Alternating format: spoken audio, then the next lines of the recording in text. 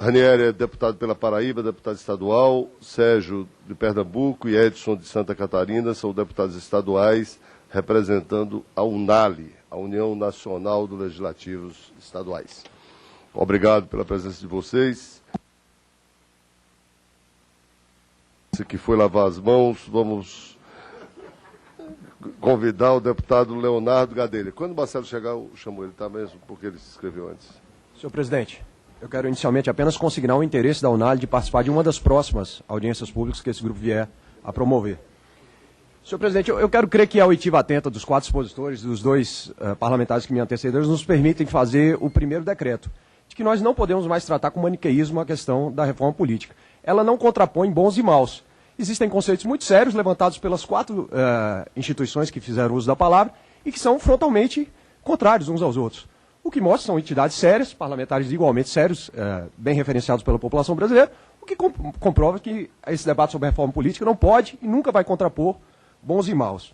Isso colocado, eu quero reiterar o que disse na minha primeira participação no nosso encontro de conformação do grupo.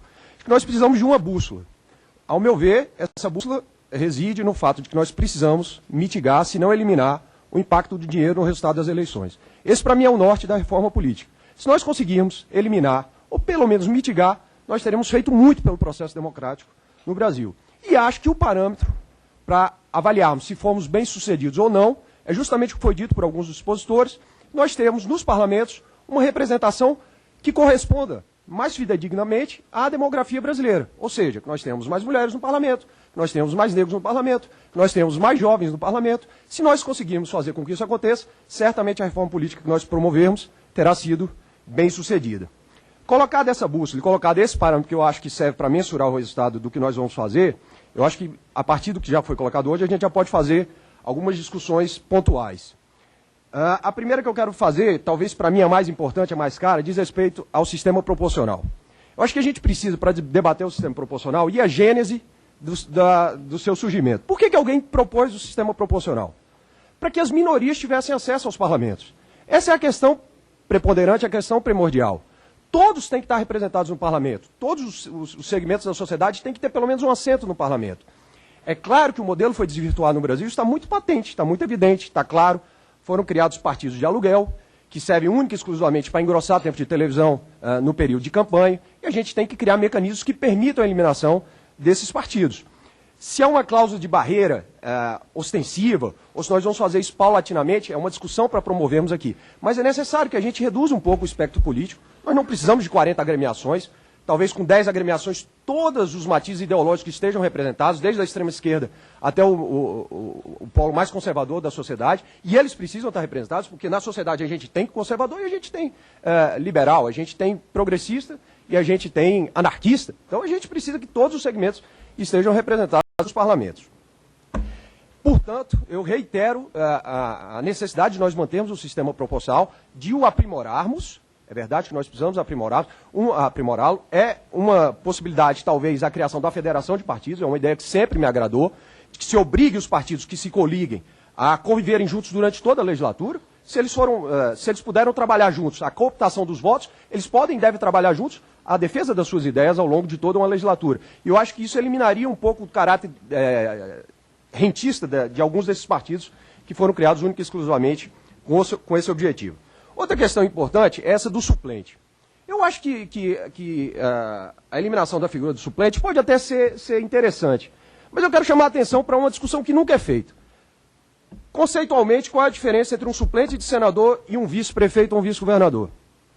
Eles são substitutos eventuais. Na ausência do titular, assume o vice-prefeito ou assume o vice-governador. Na ausência do titular do senador, assume o seu suplente. Com uma diferença básica. O vice-governador ou o vice-prefeito custa dinheiro ao erário, eles recebem salário. E o suplente de senador não. Eu só acho que não se pode dissociar a discussão sobre o suplente de senador da discussão sobre vice-prefeito ou vice-governador, que eu nunca vejo ser feita. Ou uma coisa é boa e a outra é ruim, isso eu não consigo conceber. Ou as duas são boas ou as duas são ruins. Então eu quero colocar no mesmo cômputo essas duas discussões. Financiamento. A meu ver, o problema não está em quem doa, mas como doa. O grande problema das campanhas não é o dinheiro que é declarado. O grande problema das campanhas é o dinheiro que não é declarado. Esse é que é o custo mais elevado e mais nocivo das campanhas. Então a gente não tem que se preocupar tanto com quem doa, mas como doa. Saber se toda aquela campanha, o que foi declarado, efetivamente foi o que aconteceu no transcurso da campanha. Acho que esse que tem que ser o nosso foco.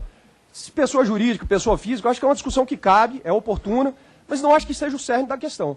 O cerne é, o que é declarado é efetivamente o que foi gasto na campanha? E mais, qual é a forma de gasto desse dinheiro? Não é na cooptação de cabos eleitorais, e não é esse o mais pernicioso aspecto da campanha política no Brasil? Acho que essa também tem que ser um foco desse grupo. E, por fim, retomar a ideia que foi trazida uma vez mais pelo deputado Sirquis, que é daquela minha proposta, que eu não vou mais chamar de constituinte exclusiva, porque sei que essa terminologia causa muitos problemas, mas da criação de um corpo legislativo autônomo, que seria dissolvido após a finalização dos seus trabalhos, que estaria submetido a uma quarentena política e que teria o seu desiderato também submetido a um referendo popular. Sei que nada contra a corrente, uso uma vez mais as palavras de Cazuza, às vezes é só para exercitar mesmo, mas acho que essa é uma ideia que poderia e deveria ser discutida. Sandro.